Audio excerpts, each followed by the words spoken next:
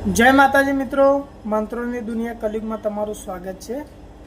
मित्रों, आज આપણે જાણીશું 51 શક્તિપીઠ વિશેની માહિતી, એની રક્ષા કરતા ભૈરવની માહિતી। મિત્રો, મેં તમને અગાઉના વિડીયોમાં પણ જાણકારી આપી હતી કે આપણે 51 શક્તિપીઠ વિશે જાણીશું। તો મિત્રો, આ એટલા માટે જાણકારી જરૂરી છે કે દરેક તંત્ર મંત્ર આનાથી જોડાયેલા છે, આ શક્તિઓથી જોડાયેલા છે। તો મિત્રો, એના માટે આ જાણકારી જાણવી આપણા માટે ખૂબ જ જરૂરી છે। તો મિત્રો, જાણકારી તમને જરૂરથી આપીશ, પણ મારી ચેનલને સબસ્ક્રાઈબ અને લાઈક જરૂર કરજો મિત્રો, કે જેથી મને પણ આ માહિતી તમારા સુધી પહોંચવામાં જે મહેનત થાય છે એ યોગ્ય લાગે મિત્રો, અને અવનવી આવા તંત્ર મંત્ર વિશેની માહિતી હું તમને આપી શકું। તો મિત્રો, તમને ખ્યાલ હશે કે 51 શક્તિપીઠ કયા કારણે બન્યા। જો ના ખ્યાલ હોય તો હું તમને એક ટૂંકા શબ્દોમાં જણાવી દઉં। તો મિત્રો, જે માતા સતી હતી એ જ્યારે એના પિતા પ્રજાપતિ દક્ષ હતા, એમને જ્યારે હવન કર્યું હતું ત્યારે મિત્રો શિવનું અપમાન કર્યું હતું, અને એ અપમાન સહન ના થતાં માતા સતી પોતાનો દેહ ત્યાગ કર્યો હતો, અને ત્યારે જે શિવ હતા તે ક્રોધિત થઈ અને તાંડવ કરતા હતા। ત્યારે ભગવાન વિષ્ણુએ આ સૃષ્ટિનું વિનાશ ના થાય એ માટે પોતાનું સુદર્શન ચક્ર ચલાવી અને માતા સતીના 51 ટુકડા કર્યા હતા દેહના, જેના કારણે અત્યારે 51 શક્તિપીઠ રચાયેલા છે। દરેક દેહના ટુકડા મિત્રો અલગ અલગ જગ્યાએ પડ્યા છે, અને જે જગ્યા છે તે જગ્યાએ માતા સતીની શક્તિ એક અંગ રૂપે છે ત્યાં, અને જેને આપણે મિત્રો શક્તિપીઠ તરીકે ઓળખતા હોઈએ છીએ। તો મિત્રો, આપણે જાણીએ કે શક્તિપીઠના નામ શું છે અને એના કયો ભૈરવ રક્ષા કરી રહ્યો છે। તો મિત્રો, આ ભૈરવ શું છે તેની ઉત્પત્તિ કઈ રીતના છે હું તમને મારા આગળના વિડીયોમાં જણાવીશ। તો મિત્રો, જોઈએ, બહુ લાંબુ નહીં કરીએ। પહેલું છે મા મહામાયા, જેની રક્ષા લંકર્ણ ભૈરવ કરે છે। બીજો છે મા પલ્લારા, જેની રક્ષા વિશ્વેશ ભૈરવ કરે છે।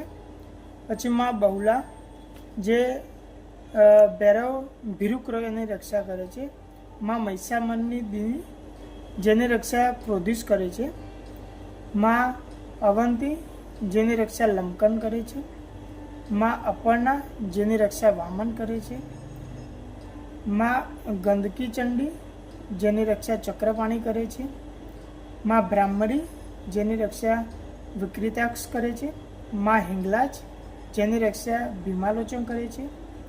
મા જયંતી શક્તિ, જેની રક્ષા કામાદીશ્વર કરે છે। મા જશોદેશ્વરી, જેની રક્ષા ચંદા કરે છે। મા સિદ્ધિદા, જેની રક્ષા ઉન્મત્તા કરે છે। મા દક્ષિણિકાલી, જેની રક્ષા નકુલેશ્વર કરે છે। મા કામાખ્યા, જેની રક્ષા આશિતાંદ્રા કરે છે। મા દેવગર્ભા, જેની રક્ષા ઉરુ કરે છે। મા સર્વાની, જેની રક્ષા નિમિષ કરે છે। મા ચામુંડેશ્વરી, જેની રક્ષા ભીષાણા કરે છે। મા વિમલા દેવી, જેને કિરીટેશ્વરી પણ તરીકે આપણે ઓળખ્યા છીએ, જેની રક્ષા સંવાર્તા કરે છે। મા કુમારી, જેની રક્ષા ભૈરવ કરે છે। બ્રહ્મણી દેવી, જેની રક્ષા ઈશ્વર કરે છે। દક્ષિયાની, જેની રક્ષા અમર કરે છે। ગાયત્રી દેવી, એટલે કે ચામુંડા દેવી તરીકે પણ ઓળખાય છે, જેની રક્ષા સર્વંદા કરે છે। ઉમાદેવી, જેની રક્ષા મહોદરા કરે છે। નાગપોષિણી, જેની રક્ષા નાયનારી કરે છે।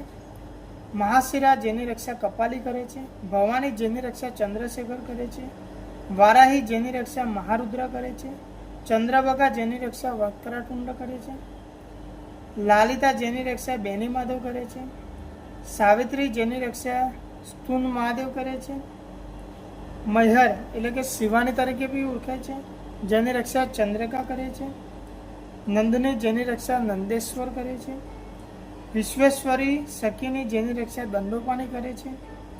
મહિષાસુરની, જેની રક્ષા કરોદિશ કરે છે। નર્મદા, જેની રક્ષા ભદ્રેશન કરે છે। બ્રહ્મરંભા, જેની રક્ષા સુંદરાંદા કરે છે। મહાલક્ષ્મી, જેની રક્ષા સંભદ્રનંદ કરે છે।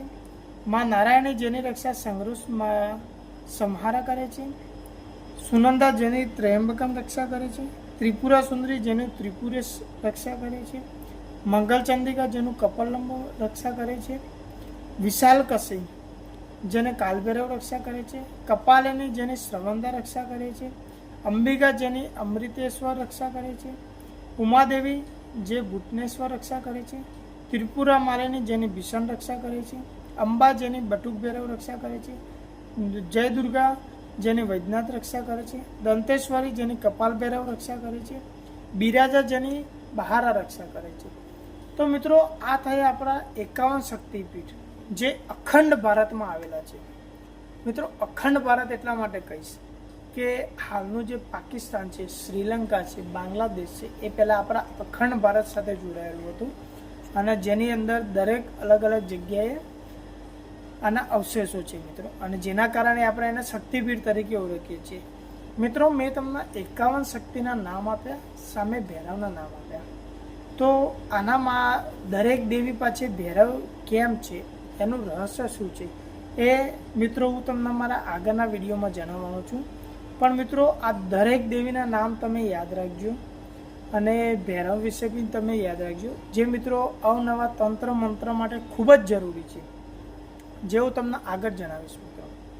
તો મિત્રો આજે બસ આટલું જ. મારી ચેનલને મિત્રો સબસ્ક્રાઈબ જરૂર કરી લેજો. જય માતાજી મિત્રો, જય માતાજી.